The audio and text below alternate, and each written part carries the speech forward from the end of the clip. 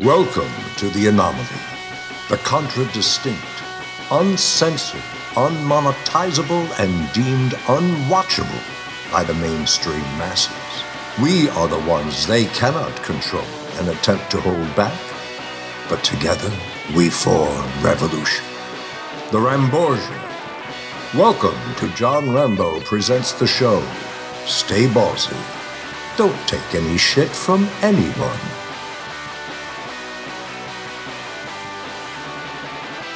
Why, hello friends, and welcome to a very special edition of The Show. My name is John, and in an effort to preserve the pulp, OJ has the week off. So today, I'm joined by the game developer that beats the complete and utter shit out of all other game developers. Not in a physical sense, but with talents and abilities. Of course, I'm speaking of the majestic genius mind that's brought us Fantastic Fivesome and Phoney Girlfriend. Special thanks to Angus Cheng.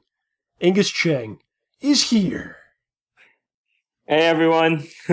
Thanks for the intro, John. That was very sweet of you. That's how we do it, sir. Talking about you beating up other game developers. Not literally. Not literally. I made sure to specify that. We don't want any kind of lawsuits or anything like that.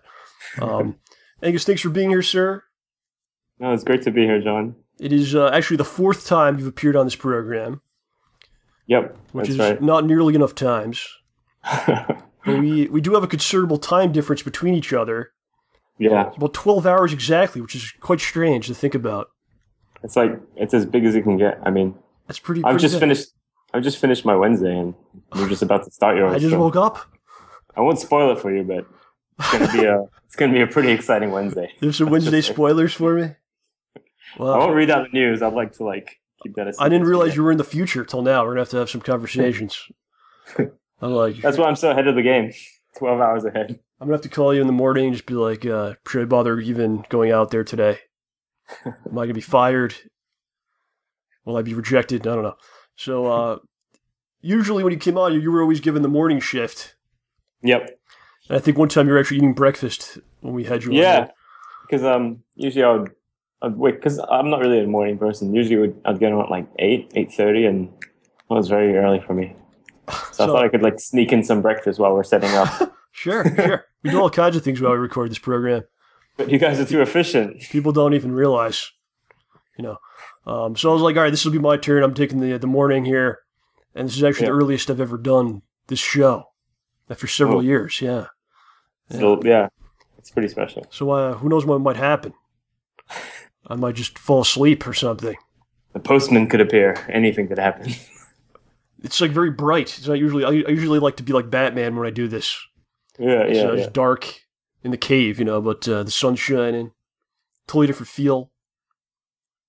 I almost didn't make it onto the show because I was I just basically I've been in my office all day, and then afterwards I went to this CrossFit class, and it sounds really easy, from the way they describe it. You just run for 20 minutes and then you jump around and stuff for another 20 minutes. That's it. And I'm just beat. We went from 7:30 to 8:30. Wow. And yeah, and I don't know. I could run for about an hour, but all that other stuff is really tiring. And then there's this Nazi drill instructor woman Was this your first time? Your first class? Yeah, it was my first class. It was free anyway, so it's just in this park next to my office. Anyway, so I finished the class, and then I was like, okay, I'll go take a shower, and I'll walk back to my office. And my office is 10 minutes from the park, but it literally took me half an hour to get back here. Was this done in preparation of the show, so you're in fit condition?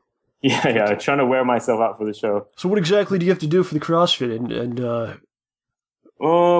Okay, so we start off and we just the first thing is I don't know anyone who's there, so you turn up and say hi to everyone and have all these little small talk things, which I really hate. And then this woman says, okay, we're gonna go run a lap, and we run a lap. It's 800 meters, and I'm pretty good at running, so I went pretty fast. But in hindsight, I really should have just gone very slowly. Yeah, because don't try. Don't try. Never try. Why did you try? all the like push-ups and jumping jacks and all this other stuff. It's like it looks like a joke, right? When you see people doing it in the park, you're like, look at these dumbasses. But when you do it, which I haven't done it for like, I don't know, 15 years, it's really tough. Anyway, that was my like 20 minutes ago. You want exercise, just go to the mall and walk around. Yeah, just play a video game. Were you inspired to perhaps make one of these Wii U workout games by your CrossFit workout? Angus Cheng's CrossFit Extravaganza coming soon. Shouldn't it be funny to make like one of those Wii U games or whatever games or a Kinect fitness game, but it's just like oh, eat some hamburgers. Watch some TV. Okay, now take a break. Jerk off. Like, yeah. Huh. That could be quite so the anti-workout game. You know, it'd be huge. I think. Mm-hmm. How much can you gain in the course of a month? Yeah, because right now, like fitness apps are really popular. I mean, Apple has got like this fitness watch, and then Samsung, all these other like Fitbit and all this other stuff. It's like tracking your fitness data, and for some reason, everyone thinks this is like the next big thing and it's going to be huge, and all these companies are like starting up to make these kind of products. I don't really get it, but maybe it's a big market or whatever, but it might be quite fun to like parody that and just make an app where it's like, hey, you haven't eaten a milkshake in an hour, why don't you have a milkshake? How fat can you get? Like, yeah, bro, stop walking around, man. Just take a cab. What are you doing getting out of bed? Why? Bro, it's not even 12. Go back to bed. I'm tired of this body shaming. I want the game for me. Why do I have to be in shape? Why do I have to feel bad that I'm not in shape? Yeah. Did you ever mess around with the Kinect and any of that stuff? I think my brother's got one, and he took it to uni with him. So no, basically I haven't. I never thought of, because there's like a lot of new stuff you can make games for. There's like really a lot. Like right now we've got Oculus, and Kinect's been around for a while, but Kinect is still pretty cool. I don't know why I didn't get as much hype as it did. And then there's Apple Watches, and like Microsoft's got some new goggles or whatever, like augmented reality type stuff. But I can never think of anything to do with them when they first come out. So you do kind of take a second to think, like, should I do something with this? Or yeah, well, I mean, if I saw some product and I'm like, oh, that would be a really sick idea, I still might not do it because I'm always like working on something, like all this stuff. It takes like 6 months or whatever to do, and it's not that I have to be sure it's going to work. It's more that I need to like not have anything else to do, and just I don't know. Let's just say like right now there's like 2 or 3 things I want to do. Yeah. So that means like my next 12 months are taken up. Right. But if I come up with to find some time in the day. Yeah. But if I come up with like a new idea and I think, oh, that's really great, I'm probably not going to shit can whatever project I'm working on to put Oculus Rift. To just throwing everything out. It's all about the Oculus. I'm going to put everything I know and do into this possibly trend thing that might die in 2 weeks. Yeah, well, so it's also, you don't know how these things are going to go over, if they're going to last, or yeah. So it's like, yeah, why? But yeah, with Oculus, I mean, they've put out like a second prototype, the DK2 Development Kit 2, and then I think they're launching something next year or at the end of this year. I don't know. But there's like with that, everyone is thinking porn. You got to make a porn game. That's definitely going to be a big hit. People think that about anything. Yeah, well, it's kind of true. It doesn't even matter. Like, yeah, that's true. I mean, like, here's this. Can it be used for porn? New recipes for food, technology. It doesn't even matter. How can I turn my blender into something that interacts with porn? Can it be used for porn? So are you able to actually get some of this stuff if you wanted to develop for it? Would you be able to get like that kit you're talking about, or they kind of lock you out? We had one. So the Oculus was pretty cheap and it's pretty easy to get a hold of. I think at the company I was working at, we bought one for $250 US. Wow, it's pretty cheap. And so then if you want to make, did you use it? I used it, and all I did was just play other people's. Not for porn though. Well, we tried. How did you try? Okay, we didn't try that hard. I think there is some porn stuff. Like there might be some porn videos or something. Like it's not actually a game. It's just kind of like something you watch in a 3D world. Okay. I didn't actually try that, but I would like to. Of course. But I was at work. For science. Yeah, just you gotta expose yourself to these things for inspiration. Yeah, of course. Huh. But I did play a bunch of games. There was one really cool one. Well, one of the coolest ones was the Oculus demo where you're just at a table, and then there's like a bunch of objects on the table, and you can use your hands to knock them around and stuff. That's quite fun. Wow. And there's another game called the one I really liked was there's this one where you're like sitting at a desk. It's a desk again. I don't know. People aren't that inspired, and you've got to like keep your hands on the 2 control buttons, and then stuff happens to scare you in this game, and like jump scares type of thing. Yeah, jump scares type of stuff. Like bees come into the room, and you're like, "Oh shit, bees!" And then if you lift your hands off the control buttons, you lose. And then a dinosaur walks in, and then the room goes dark, and then there's like screams and stuff. It's that was pretty cool. It was a good way of using the Oculus. But I played a Minecraft clone, which really was just like everyone thinks FPSs should be really great on Oculus Rifts, but it's just kind of weird turning when you want to turn with you want to move with the mouse, right, and control your forward, backwards, left, right directions with the keyboard. But if you do that, it kind of like cuts out what the Oculus is there for. It's just kind of like for glancing around a little bit, right? So I wasn't a big fan of the FPSs on. So are you completely blinded while you have this on? Can you still see where you are in your room or something, or you just see the screen and that's it? Yeah, you just see this. You just see the screen. Do you think this is dangerous? Like, will people be like walking down the street trying to play the games? Well, that would be fucking dangerous. You have to be really stupid to do that. Oh, people do the texting. They fall into manhole covers and stuff. Yeah, another thing is, I mean, in a way, blind people are doing that every day. So, I mean, it's no problem for blind people, but actually they won't be able to play it because they can't see. Right. But I mean, look at SPS where you're turning your body and swinging yourself. Did you ever I think feel it's all there's a wall there? Wow. Now I'm through the wall. I just fell into the toilet. Oh, you're destroying your home trying to play this game. The one thing it's more subtle movements. Yeah. But okay.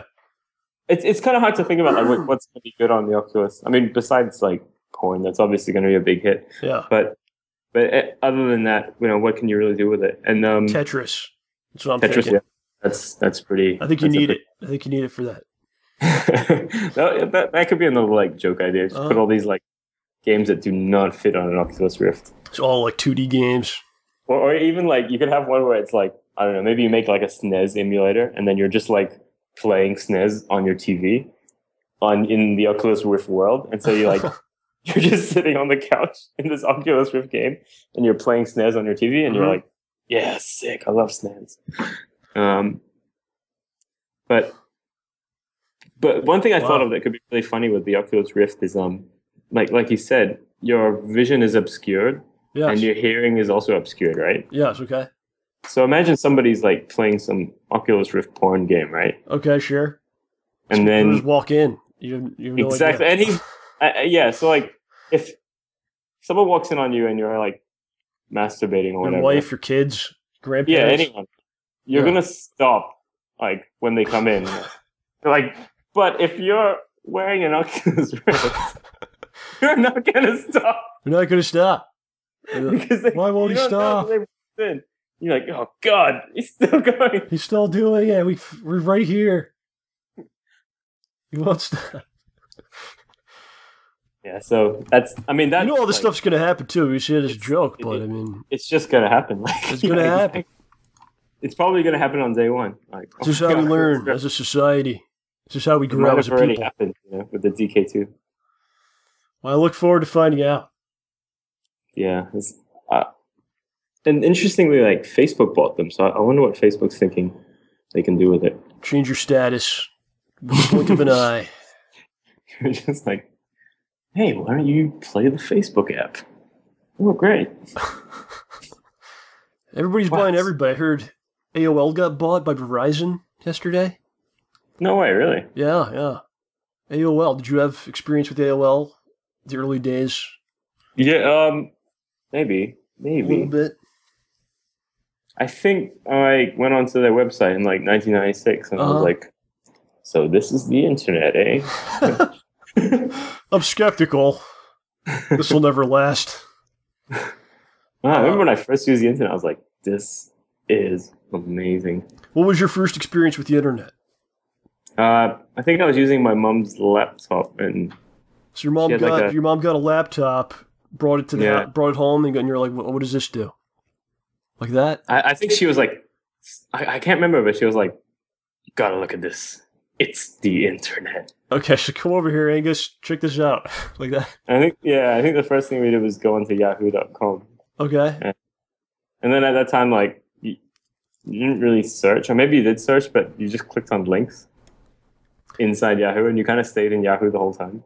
Yeah, that's how AOL was too. There was a Prodigy, a couple other ones. They kind of controlled it, and then you would go through there. Because their business model was like something called a portal, and their idea was like they were going to sell real estate on their portal and then make money. Okay. So it's kind of like a walled garden. And then people realized, well, we don't need this at all. They realized, like, AOL, maybe they can put together really great content, but can they beat everyone in the whole world? No, because, everyone can just make their own stuff. And so they can't really make sure that they have all the best websites on their website, right? Right. So that kind of didn't work out. But then right now it's kind of happening again with Facebook. Like, I think the majority of, I don't actually know, but there's like a huge chunk of like people's internet time, and it's just Facebook, right? Yeah. And right now, if you put a YouTube video on Facebook, I'm sure you know this, but if you put a YouTube video on Facebook, it doesn't come up as nicely as a Facebook video, if you know what I mean. Oh, so they're trying to prioritize like that? Yeah, absolutely. So, if you put in a Facebook video, it'll play straight away, and more people will see it because of that. If you put it in a YouTube video, it's like they'll give you a shitty little caption, and you have to click through, and it's just like one more barrier to people watching your video. It's done like half-heartedly. Like, okay, fine, here's YouTube, but So, like, if they wanted to, they could absolutely do it. They could absolutely make YouTube play immediately, but they don't want to. They want to prioritize their own stuff, and they don't want you to leave Facebook, right? So there's this new thing that they've got that they just launched today on Facebook, which is called it's like Insta articles or something. Okay. But basically, it's articles from like National Geographic, New York Times, Wired, some like 5 or 6 big websites, and the article is inside Facebook, so that when you click on it, it doesn't go boop, boop, boop, boop, boop, boop, boop. There's no like 5-6 second lag. It just opens straight away, just like a Facebook video. Huh.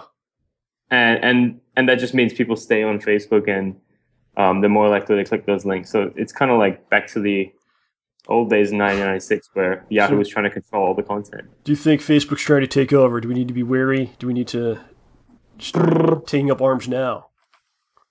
I don't know. Like, they're just trying to keep you on Facebook. Keep you on Facebook. I don't think they have any super evil intentions. Maybe they do. Yeah. I don't think Facebook is like really the best thing for people to use. Actually, you can get pretty depressed using it because it's all just like happiness and people bragging. A lot of false happiness, right?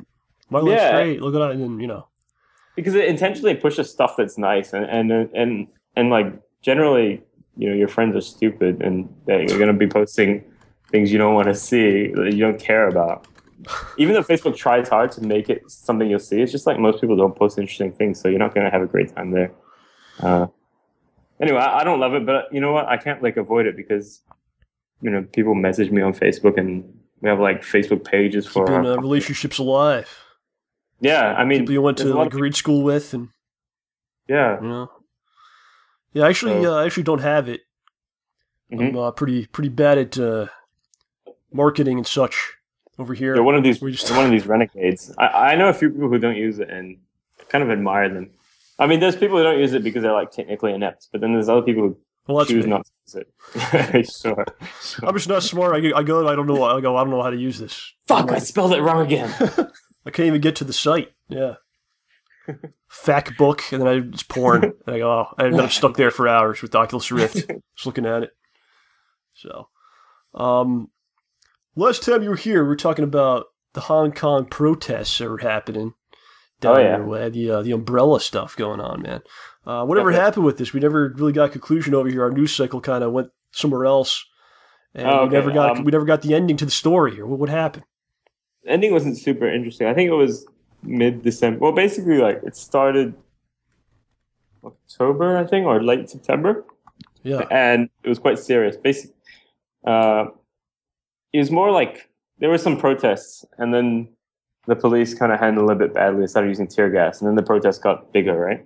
Okay. And then people were, for the first month, people were quite serious about it, but then sentiment really like died down. People weren't really backing it too strongly, and then by mid-December, there really weren't that many people there. There were probably about 20, 30 people. 20 to 30 people left. Yeah.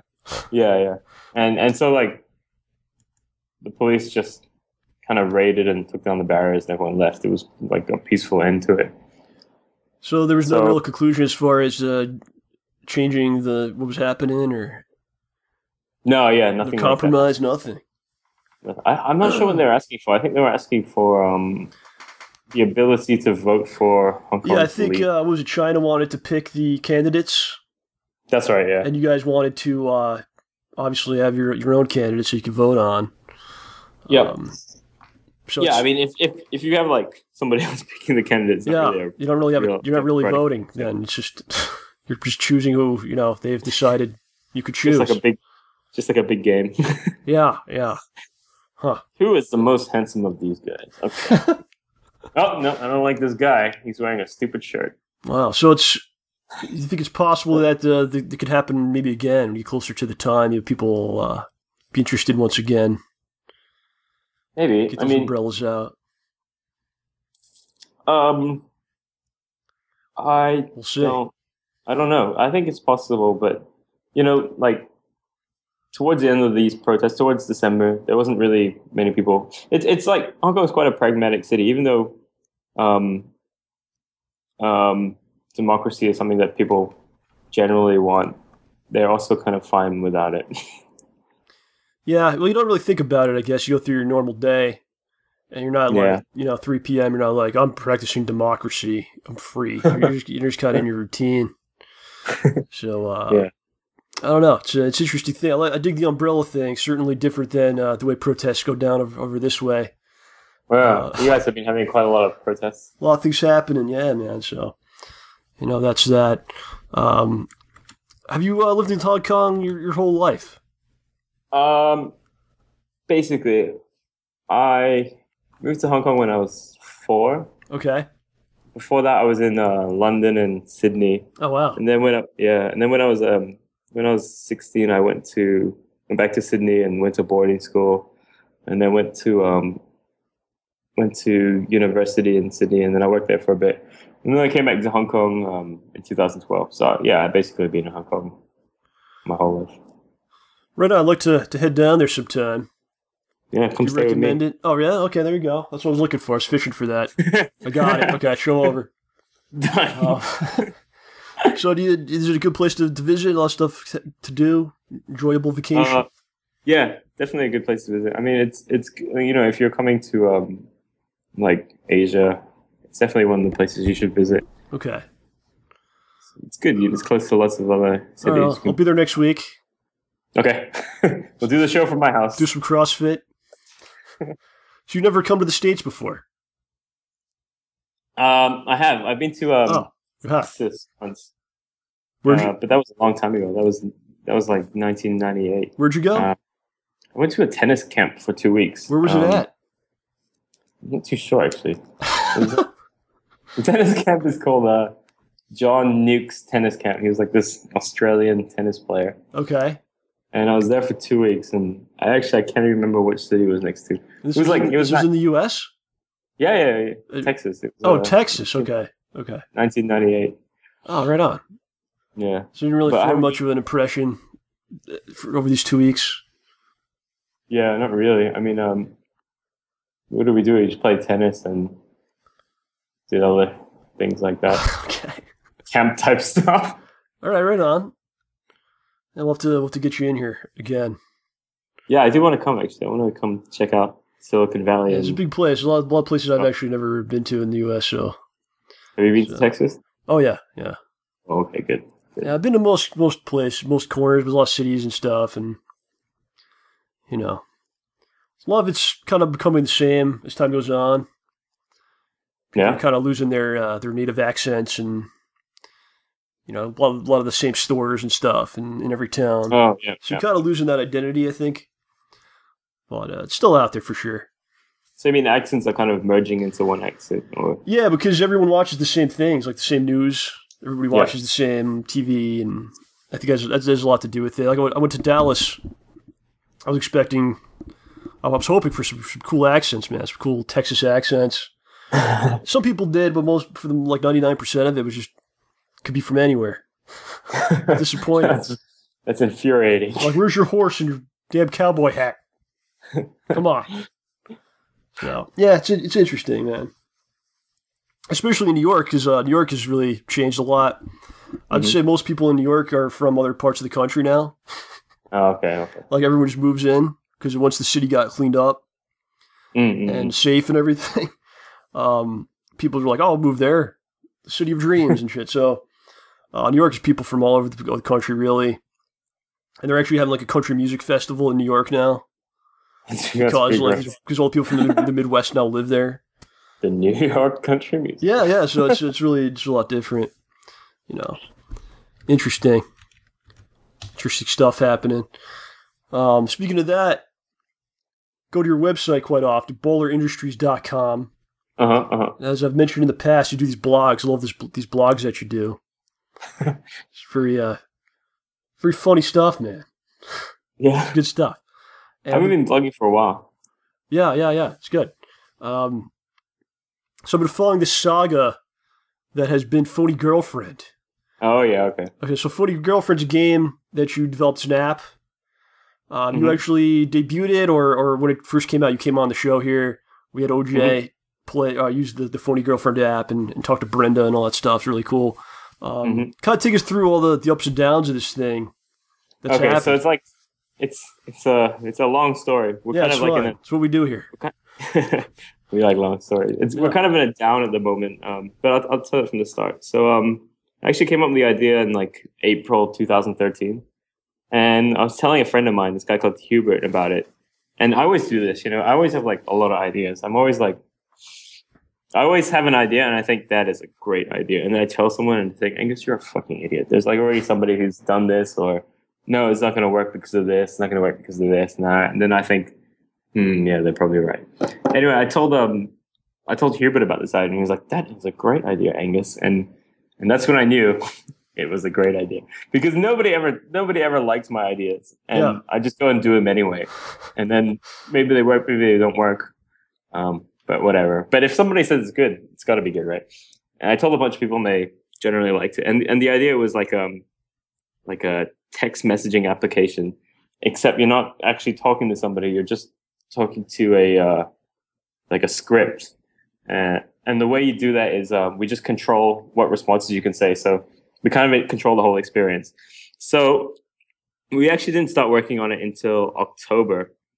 And me and Hubert, we don't know anything about Android development, but actually it wasn't too hard. And so we kind of picked up Android programming, and we got something out in early January 2014.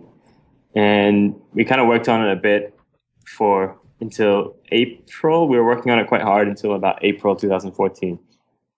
But it wasn't really taking off. It was actually, we were just, okay, so we were getting sales, and sales were increasing, and downloads were increasing. But we were just really impatient, or not really experienced with apps, and we thought this is a failure.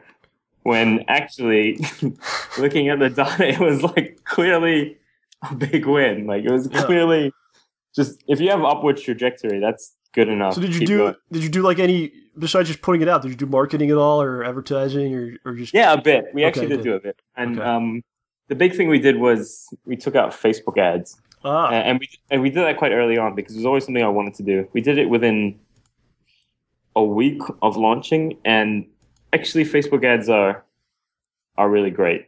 Really?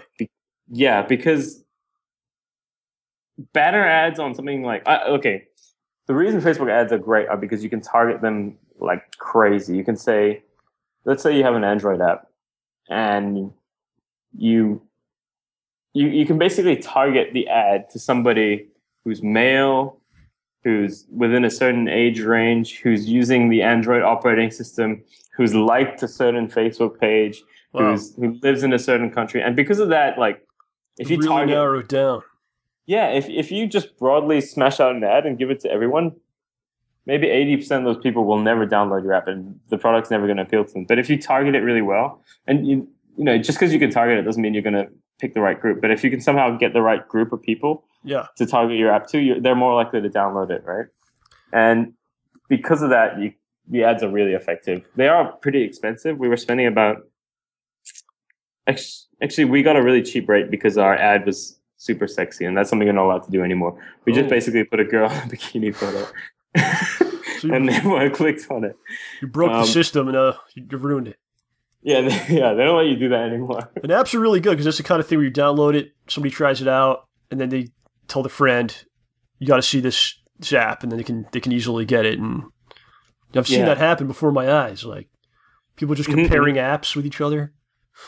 It's a lot of my friends would tell their friends to download it, and then I'm sure there were some random users telling other random users to download it, but growth went up really well, and the ads are really effective for boosting it.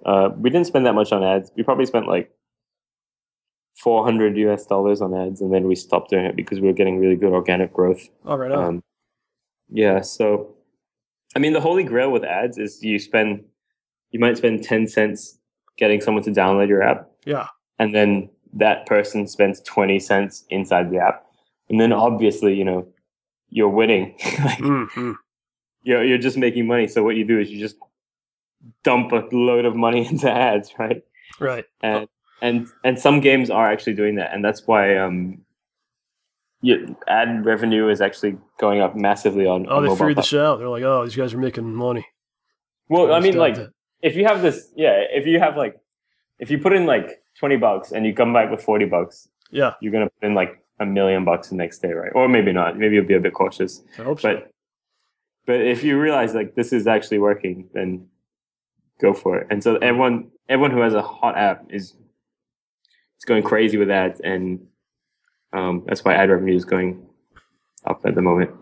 All right, so you had some growth going on with this. Yeah, so in April, I thought, okay, this app failed, and I was like, I decided to get a job at this games company. Last time we spoke to you, you were telling us about this. Yeah, you got like a full-time job. Yeah, so I joined in April, and then I left in February. And so while I was working there, we were working on Unity game. We were working on mobile games for Android and iOS, and we were using the Unity game engine. And actually, that was a really fun job, and I really liked working there. Basically, it's just what I was doing before anyway, just coding games and actually getting paid. Okay, so you weren't like you weren't all down on things like, oh, the dream is dead. I have to work for these people now. You were I wasn't like, down because I'm making money. Yeah. I wasn't producing any new games, and really I haven't made a new game since Phoney Girlfriend at the start of 2014. Yeah. But I was constantly thinking of new ideas, and I was actually working on Phoney Girlfriend like in my downtime. Just updating stuff, adding new characters, that sort of stuff. Yeah. But I did think if I wanted to continue making games, if I wanted to make a brand new game, there's no reason I couldn't do it at work. But with them knowing or without them knowing? Oh yeah, they're fine with me. Okay, I was thinking like you'd sneak in and or like you have like a computer under your desk if you're doing other stuff. I don't know. Typing with my feet. Yeah. Yeah. So sales. When I was there, sales and downloads kept going up on Phoney Girlfriend. And then by December, I realized, like, by September, it was actually exceeding my paycheck. Wow. And yeah, so and it kept going up. And so by December, I thought, okay, I really got to quit. Got to, like, capitalize on this. Quit the job. Yeah, I quit the job. That's pretty incredible because the game is free, but it's just the extra content. You have people got to pay for that. So people were actually downloading the free thing, which is a miracle in itself, right? To get people to even check out your thing. And then you're going, not only do I like this free version, like I want to pay them for extra stuff. Yeah, that's to the point where you're able to actually quit your job and that's your living. That's awesome, man. Yeah, beautiful. So it was great. Yeah. So I quit in December. I stayed for 2 more months, and then mid-January was my last day. I think it was, mid-February was my last day. It was like February 15th, and my focus was iPhone version.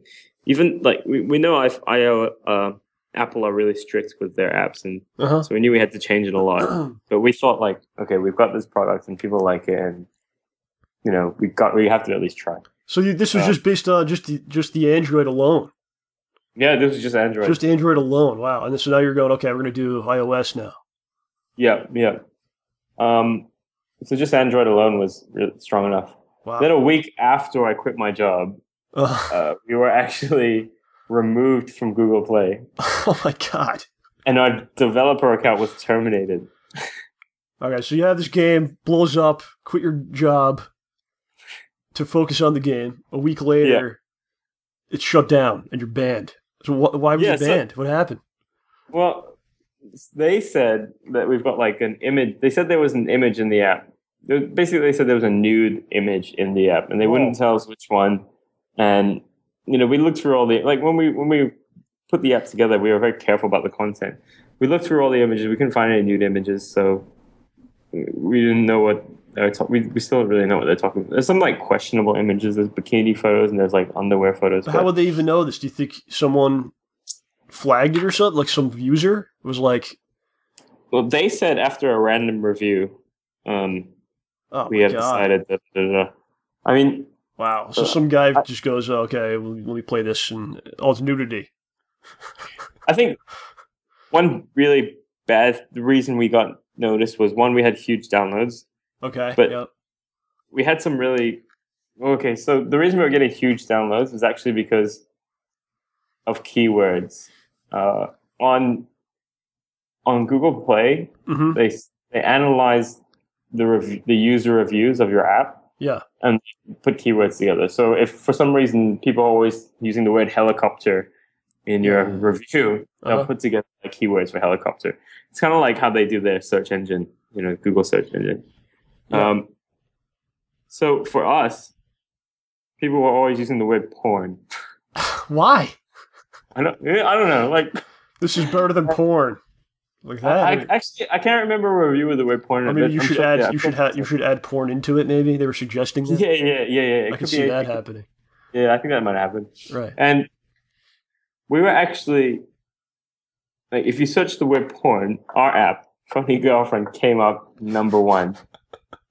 And that keyword is worth a lot of downloads. Oh, yeah. And if it's worth a lot of downloads, it's worth a lot of money, right? Yeah. So that was good for us because it drove a lot of traffic to us, drove a lot of money to us. But that means that people go to Google Play and they just put porn into the search. Yeah, well, it's funny. One of my friends did it, right? He just did it. Like he was looking for porn apps or whatever, and he's like, "The fuck, Angus? This is Angus's app." This is a genius idea. I'm gonna start putting that into the for the show here. Yeah, I'm gonna start putting that into the title, description, all that. Yeah, I didn't even realize. And number 2 is actually VLC player, which is like a media player. So we're actually Well, I guess they use that to watch the porn. Yeah, like, hey, this is great for watching porn. Like, it's just called porn player. They'd be like through the roof. Yeah. Okay, so you guys that was the porn thing, okay? Yeah, so that was good because we were like pushing downloads and money to us, right? Right. But it was bad because it gave us like negative attention. Yeah. So it's a net loss. And they decided to ban you for that. Yeah, so our developer account's banned, and it means we're not allowed to make another developer account, which means we're kind of like banned from Google Play for life. How could you not? How could they know? Maybe could you just do it under someone else's name or something, or they know? Yeah, that's something we could do. We're kind of thinking about doing that, but we want to put. I mean, they're Google, right? So they're really good at matching accounts together. It's kind of what they do for spammers. They kind of if you're a spammer, if you have an email account and you spam, if you have a Gmail account, you spam people like crazy. They'll ban your account, and then if you open a new account, they can link those two accounts with like IP addresses, MAC addresses, sessions, all this kind of stuff, right? Basically, they're watching you. Yeah, so they have that. Yeah, so maybe we're being paranoid, but we want to put together, like, we do have plans to make a new account, but we want to put a really solid plan together so that the accounts are difficult to link. Right. I mean, one way to obviously link the accounts is the app. Yeah, it's the same app. That is true. App. It's pretty clearly the same guy. So we do want to change the app quite a bit before we do that. But we're still going to try. I mean, what's the worst could happen? Like, Google's going to sue us? Maybe. I doubt it. I doubt it too. Probably ban you again. And you just keep coming back. Yeah. So that's probably what we're going to go for. But right now, the focus is iPhone. So is it currently up on the iOS now? No, it's close. It's probably a month away. Oh, wow. So can you actually get the Phoney Girlfriend app anywhere right now? You can get it on Amazon, but all right. Nobody really uses that app store. Yeah, I didn't even know there was one. Okay. Yeah, a lot of people don't know. It's really annoying because there's a lot of this. Do you know what was really annoying? After we got taken off Google Play, people were sending me angry emails. Like, oh, why'd you take it down? Why did you take it down? You fucking asshole. I was like, you're like, I don't want to make any money. Take it down. I want to be broke. I hate you. Yeah. Yeah. So let's just rewind a little bit. So that moment when you find out that it's banned and it's taken down, what's your mental state there? What's your feelings? What's going through your head? I was pretty unhappy. I think I remember it pretty well. It was not too long ago, but basically I woke up, and one of the first things I do when I wake up is like check the sales in like the last 8 hours since I've been sleeping. Yeah, how much money have I got today to mess with? How much money did I make when I was sleeping, basically? Yeah, right, yeah. And I checked it, and I was like, oh, that's really low. That's fucking weird. It was just like basically a lot lower than what we would make on a normal night. Just like massively a lot lower. Yeah. So I think whatever. And then I log on to my developer account and check out the reviews, okay. And then I can't remember how I realized it. Oh, I think I got an email. I got an email. Your app has been suspended. I'm like, and then fuck. So I sent a message to Hubert, and he's like on holiday in Costa Rica or something. Yeah, he's spending all his money from the app that's now banned. He's pretty unhappy too. And then so the app was banned first, and then like a few hours later they took down our whole developer account. Oh my god. Yeah, it was pretty bad. That's I think certain people they probably couldn't handle that. I think that would cause like a breakdown. I was actually supposed to go to a friend's birthday party. Yeah. And I was on my way over, and I got the email, and I was just didn't want to go. You turned around. I didn't turn around. What did I do? I went to I just didn't want to socialize with. Yeah. Okay. So you took it a little bit. So I went over to hang out with a friend, and we got some beers and just talked about it. I think we were watching soccer or something. You seem good now, though. It seems like you're picking yourself up. Yeah, I mean, I'm just quite happy to be working on my own stuff right now. Yeah. There's a lot of positives. People like the app, and if we can just get it out to people, on iPhone or get back onto Google Play. Yeah, and you're back. Then we'll be back. It's really just unfair though, because you didn't actually do anything wrong. Do you feel like you did? There was something wrong that did violate the terms or anything? I mean, it doesn't seem like it. Yeah, I think it's questionable. I mean, it's questionable. Like if I violated the terms or not, because the terms are not factual. I don't think I did.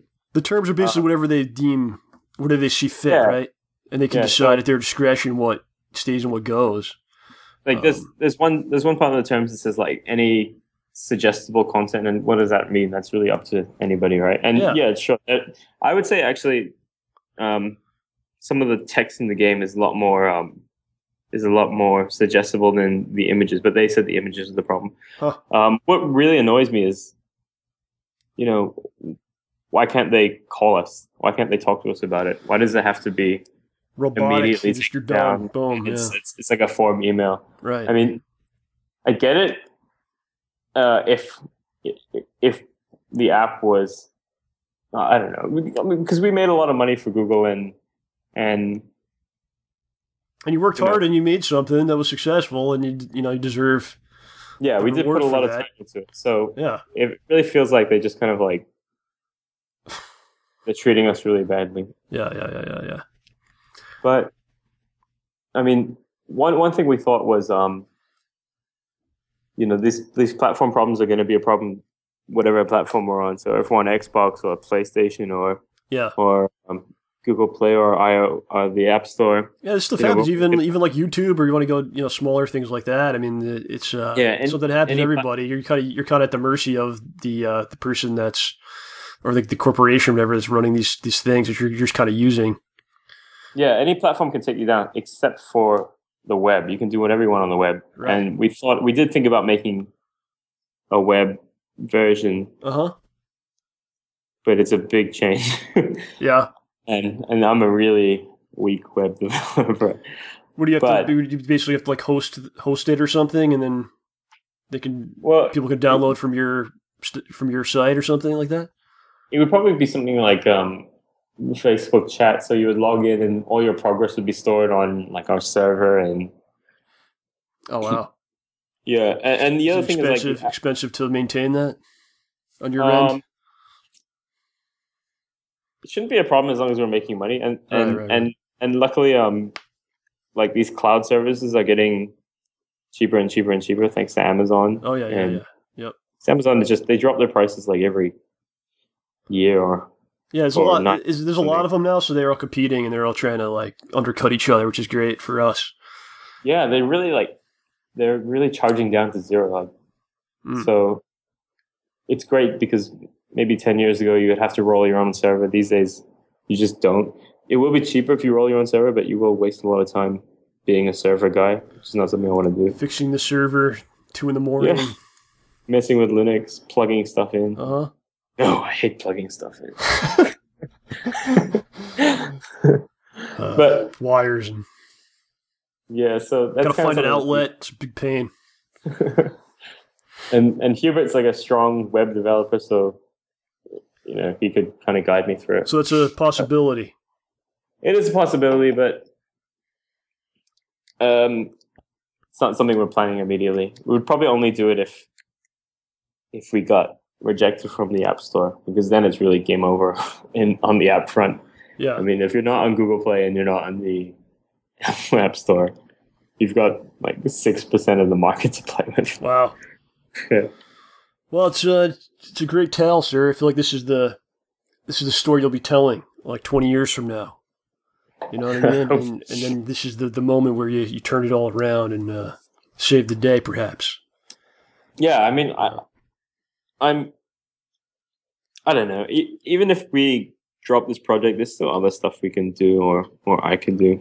I mean, we're a good team, and it's not just about like this product. I'm sure we could make something else that's people like. Right. And yeah, you proved that you could have great success. Mm-hmm. So just keep doing it. Awesome. Yeah, I'm quite happy to keep doing. It's really fun just working on your own projects, even if they flop. Well, it's not as fun, I think, when they flop, but no, it's not. You always got to get something from it. Yeah. So speaking of new things, you have a new video out. Talking about Phoney Messenger. What's up with this? Yeah. Okay, so one of the things we were doing to get back onto Google Play is recently there was this Google-backed mentorship program, and the idea is, I think it's funded by Google or guided by Google, but basically you have to put in an application form, you have to write some sort of business summary, and you also have to make a video, like a 2-minute video.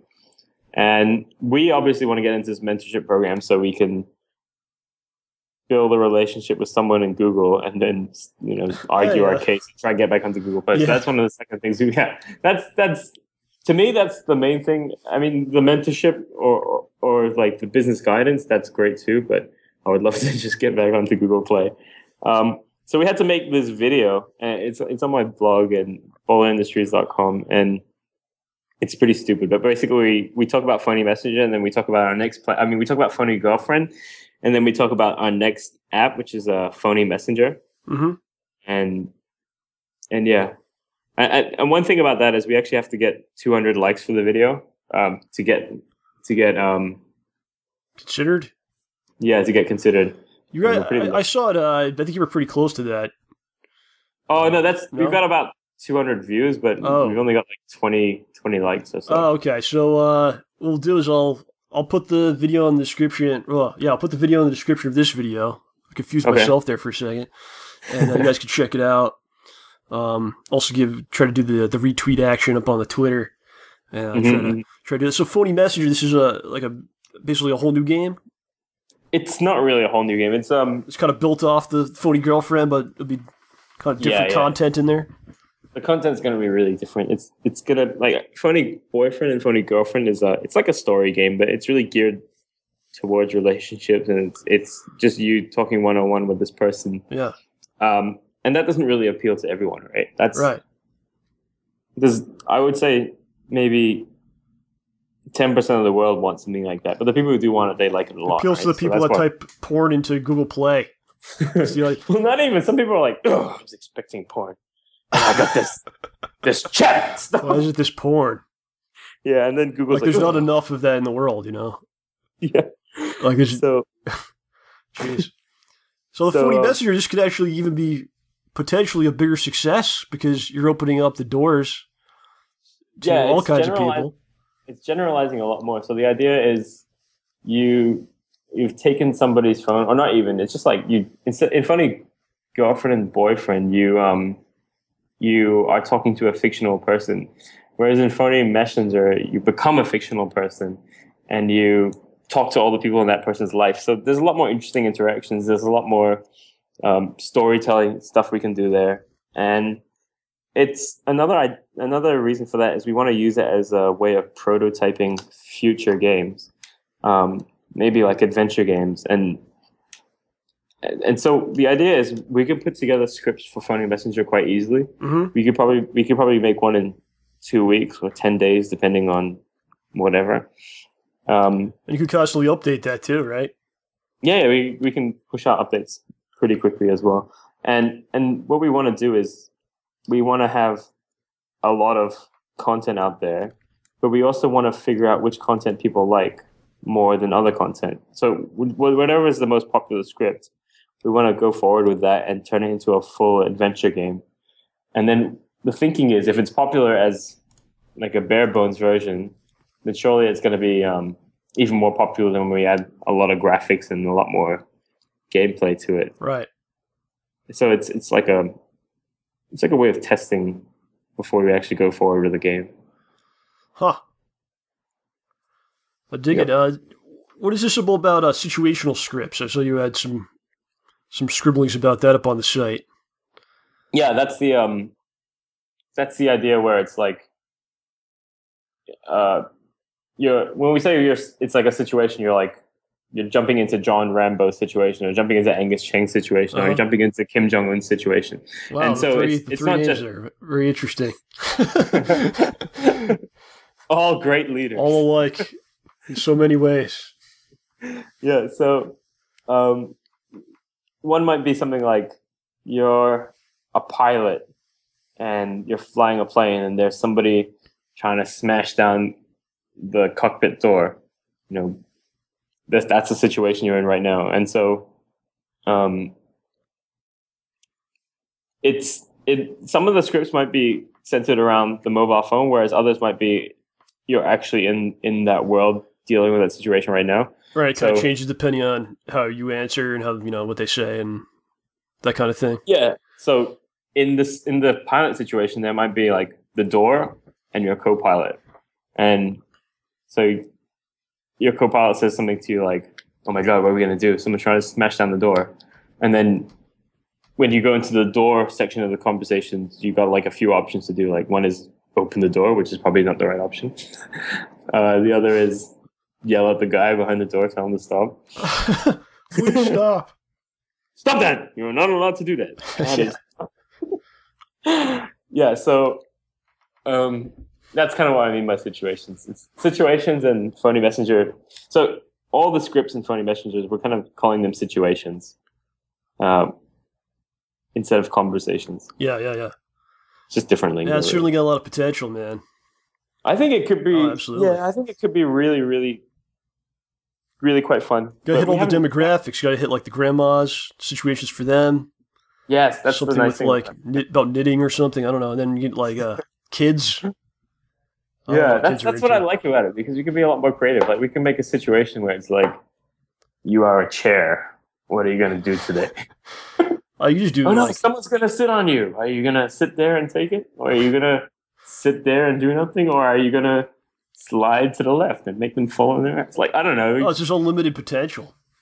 Yeah, it's a lot more open than Phoney Boyfriend, and I think our writers will like writing scripts for these a lot more, because we had some really great writers for Phoney Girlfriend, but they were really limited with what they could do. Right? It's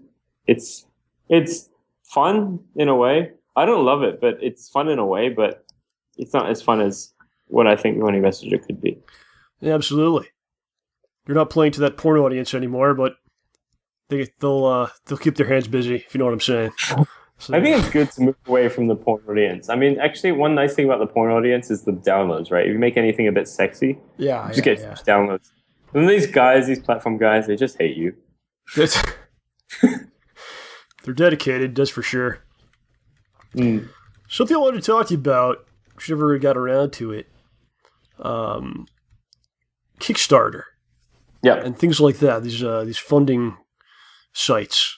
You've made a lot of games. It seems like you've never used this kind of stuff. You kind of find ways to finance your own projects. First of all, how did you go about that? All these games you've done.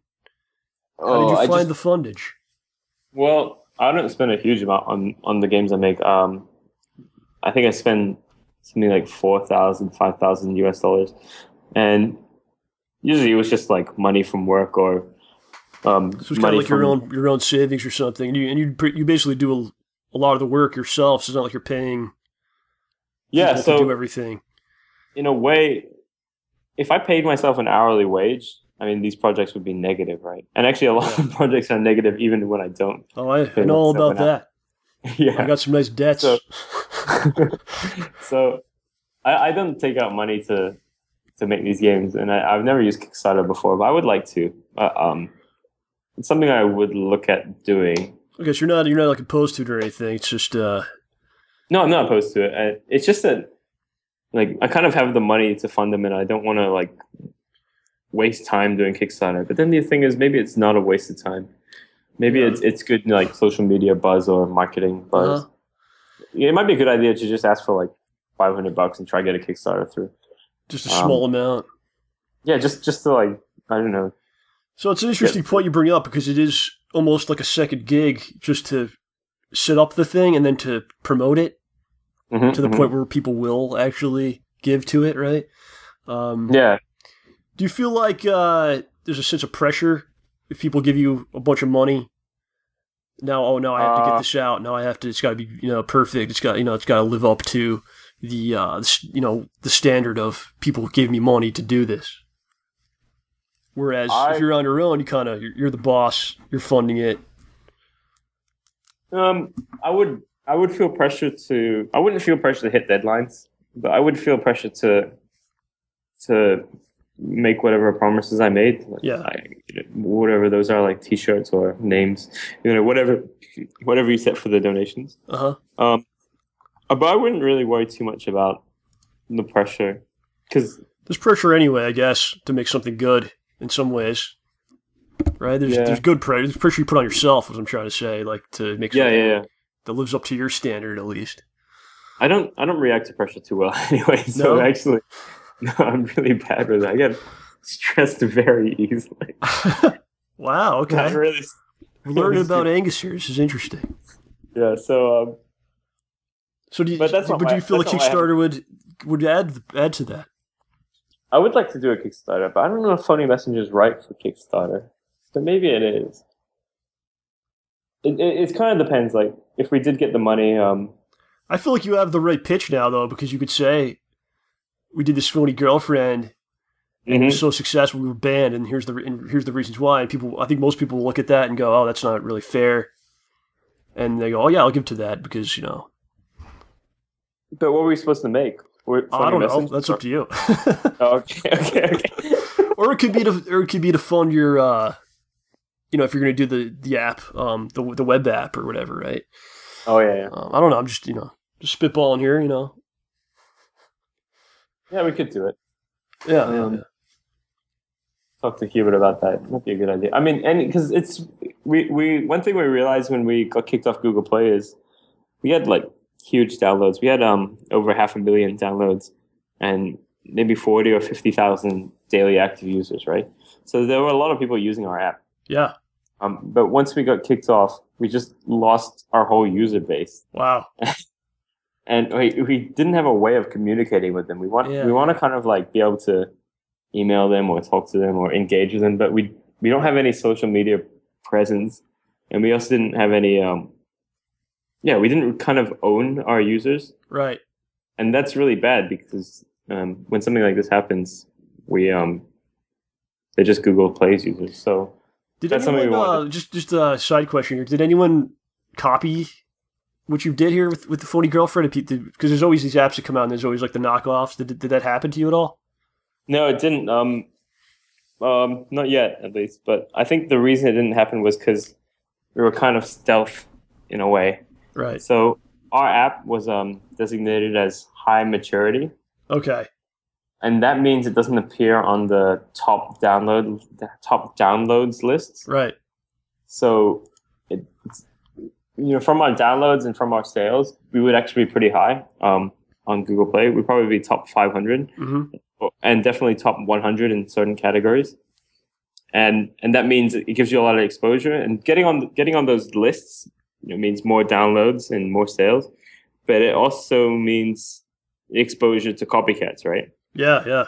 But because we weren't on those lists, we missed out on the downloads and the sales, but we also missed out on the copycats. You missed out on the weird copycats, the bootleg versions. Yeah, so just trying to confuse people, right? And that would be a great time to copy our app. But English will find you though. Yeah, I'll probably come over and tell you not to do that. Please don't do that. And you'll get a very polite letter. Angus, look, I'm going to do it anyway. And then I'll say, "Ah, shit." You're like, all right, well. Can you give me $10? Yeah. Going back to social media. So are you planning something here to up the social media game, perhaps? Yeah, because we've been writing blog posts every week on our Phoney Girlfriend blog. It's phoney.girlfriend.com. Oh, but it hasn't really, boosted our views or anything. It hasn't really had a big effect on our downloads or anything. So we're thinking maybe we should make a weekly video, just talking about whatever we've been doing in the last week. I like it. Because we made this video, and maybe just a minute or 2 minutes, because people have no attention spans. But we made this video. I know. For the app. Yeah. Because we made this video for this Google Eye application, and it was pretty fun actually, and people actually watched it. We got more views on the video than we did on our blog. So. Oh wow! Yeah, I watched the video. Did you like it? I did like it. You got some outtakes in the back there. Very cute. Yeah. Everyone liked the outtakes. Of course, everyone loves outtakes. Yeah, so I think that's a good way to kind of own our users and. So where do you think you would put these videos up on YouTube? Is there a certain channel that people should follow? Or? Well, we've got a channel on YouTube. It's only got one video on it. It's Phoney Girlfriend, I think that's what the channel is called. Right. And we might add more to it. But we haven't got any plans to start anytime soon. All right, well, keep our eyes open for that. Mm-hmm. See what happens. Always looking forward to Angus Cheng Magic. That's what you should call your YouTube channel. That should be the name. Oh yeah, we need to so if we're gonna jump back onto Google Play, yeah, we actually need to change the app name. We also need to change the company name. So have you got any ideas? Oh man, I got some. We'll have to talk about it. Maybe some people listen to this. If you got something, throw it up in the comments. It's two things: company names or app names. So did you use Bowler Industries before? Yeah, that's got to go. That's got to go. That's so sad. Yeah, I like that name. Oh, yeah, it's great. I think anything will do as long as it's like unique and memorable. We could call it like table. Bowler Industry. That's Bowler Networks. There you go. Sure. I like that. All right, that's it. Is it too similar? I don't know. And then what about app? The app for Phoney Girlfriend? Yeah, that's a good name, man. It's like perfect. Pseudo girlfriend. Not real girlfriend. That's my creativity at this hour of the day. You talk to me in a couple of hours and I'll be rolling. Furious girlfriend. Well, that's just like real life. That's actually real. I don't want that. Yeah, I've already got one of those. Well, okay. What about Pleasant's girlfriend, huh? That's not believable. It sounds a lot more pleasant. I'll give you that. It does sound more pleasant. Girlfriend that won't dump you. Girlfriend that won't cheat on you. Keep it behind your back and then leave you. Ideal girlfriend. Ideal. Yeah, there you go. Ultimate girlfriend. The ultimate girlfriend. Well, we'll continue to think about that if you guys got any ideas. It's going to be like porn girl. People are going to post up like porn girlfriend. Dick, penis, dick. There you go. So that's it, man. Thanks for coming on. It's always a great pleasure to have you on here, sir. I love being on this show. Of course, you guys check out Angus, bowlerindustries.com, at Bowler Industry on Twitter. Got PhoneyGirlfriend.com, is that right? Is that what you just Yeah, we have that one as well. And keep your ears and eyes open, looking for updates on Phoney Messenger, when Phoney Girlfriend may return after it was unjustly put down by Google Play and corporations. We like to fight corporations here on the show. We always defeat them in the end. So perhaps with our help, we can revitalize your account on the Google Play. We'll see what happens with that, man. We'll take down the evil Google corporation. That's right. Is actually... That should be your company name, Evil Google. Evil Google. Let's see if they like that one. You're like, oh yeah, here you go. And the game can be called Band Girlfriend. There you go. And of course, check out the full library of Angus Cheng classics, which are still up there on Xbox Live, I assume, right? They're all still rolling. They used to be on Google Play, but not anymore. So not only was that taken, everything was taken down. Oh my god. Yeah, it's very sad. Even more terrible. My god. Yeah, I like those apps a lot more. So. Oh, those are beautiful, man. That's what it's all about. And of course, my friends, check us out, STAYBALLSY.com. Every show, of course, is available on iTunes, Stitcher. Subscribe to all that stuff, YouTube, and all that. And my friends, we'll be back next week. I believe the Pulp Man will return, and we'll have another atrocity for you in a week's time.